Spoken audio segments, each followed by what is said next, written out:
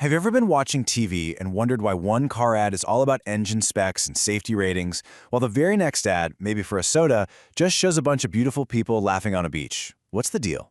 Well, it turns out there's a secret playbook advertisers are using to change your mind. And today, we're going to break it wide open.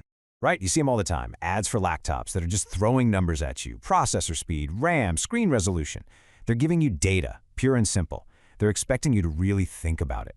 But then, bam! You get an ad for some fancy perfume, and it's nothing but, a dramatic, misty landscape and some intense eye contact. No facts, no figures, just a total vibe. Seems like they couldn't be more different, could they? Well, that choice between facts and feelings, it's not a coin toss in a creative meeting. No way. It is a calculated move, and it's based on some pretty powerful science about how our brains are wired to be persuaded. And that playbook? It's called the Elaboration Likelihood Model, or ELM for short. You can think of it as the master key for understanding why some messages totally click with us, while others they just bounce right off. So this idea was developed way back in the 80s by two researchers, Richard Petty and John Cacioppo. And the ELM is like one of the most important models in the whole world of persuasion. Its core idea is actually super simple. We don't always think about things with the same amount of mental effort. The best way to picture it is like this. Imagine there are two main highways in your brain that lead to the same destination. Let's call it Persuasionville. An advertiser has to make a bet on which highway you're most likely to be driving on at any given moment.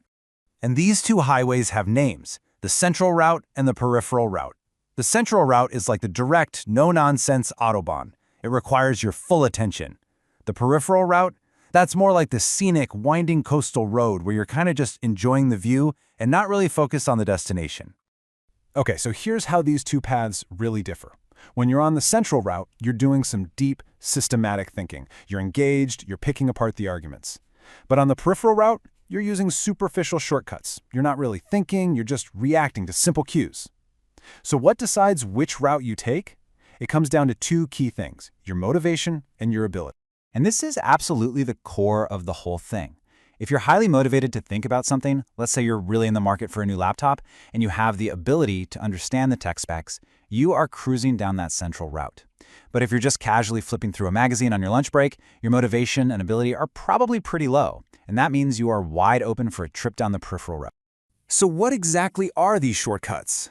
Oh, you know them. You see them literally everywhere. It's that famous actor endorsing a luxury car. It's an incredibly attractive model drinking a soda. It's a hilarious punchline in a commercial, or that jingle that gets so stuck in your head you can't shake it. These are all designed to make you feel good about something without making you think too hard about it. Okay, so the theory sounds pretty solid, right? But the real question is, does it actually play out in the messy, real world of advertising? Well, one fascinating study decided to put this whole playbook under the microscope. A team of researchers in Turkey decided to really test this out. They did this massive content analysis where they collected and carefully coded 790 full-page print ads from all sorts of magazines to see which route advertisers were actually taking. Their hypothesis was super simple and honestly pretty elegant. They figured that people reading special interest magazines, for cars or computers, are going to be highly motivated and probably pretty knowledgeable. They're hobbyists.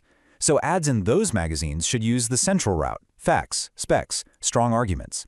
On the flip side, people reading general interest magazines are probably just browsing, so their motivation is low. Ads there should use the peripheral route, celebrities, humor, emotion. Make sense?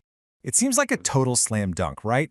But what they actually found, well, it wasn't quite what they or anyone really expected. For one group, they were dead on, but for the other, the results revealed something way more complex about how we're all being targeted. So let's start with those general interest magazines, the ones aimed at the casual reader who's just kind of killing time. How did those ads stack up? Just as the theory predicted, a whopping 80% of the ads used peripheral strategies. They were betting everything on the idea that the reader wasn't going to put in a lot of mental work, so they went straight for the easy, emotional connection.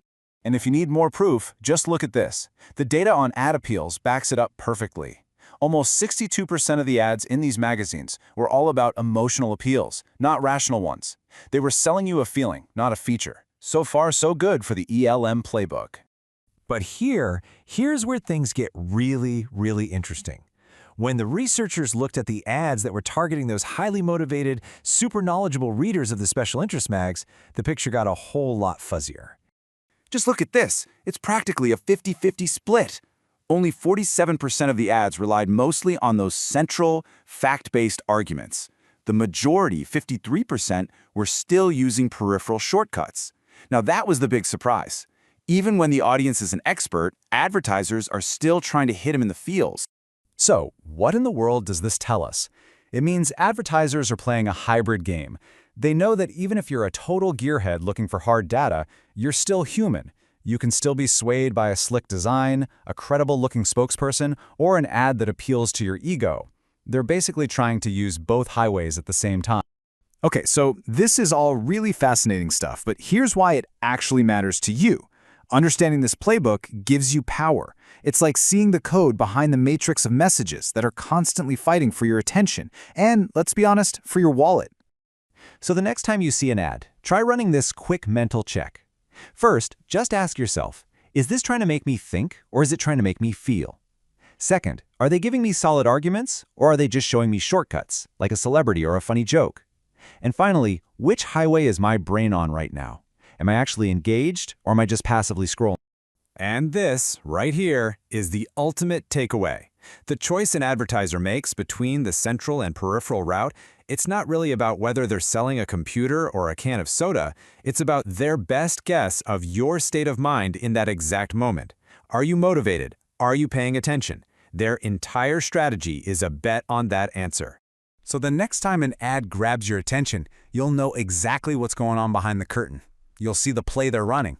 The real question is, now that you know the playbook, will you ever be able to watch the game the same way again?